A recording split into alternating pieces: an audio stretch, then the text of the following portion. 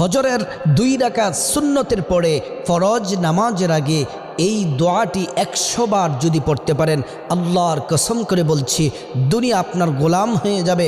টাকা পয়সা অর্থ সম্পদ আল্লাহর কাছে যদি আপনি চাইতে পারেন, প্রাণ খুলে আপনি যা চাইবেন এই দোয়ার বরকতে রসুলের জবানে বলেছেন আপনি যা আল্লাহর কাছে বলবেন আল্লাহ তাই কবুল করবেন।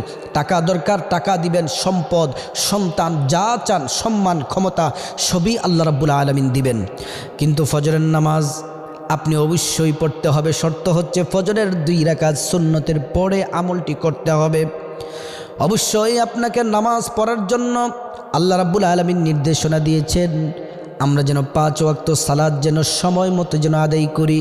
প্রিয় নবী সাল্লাল্লাহু আলাইহি ওয়াসাল্লাম জানিয়ে দিয়েছেন ইন্নাস সালাতা কানাত আলাল মুমিনিনা কিতাবাম মাওকুতা, নির্দিষ্ট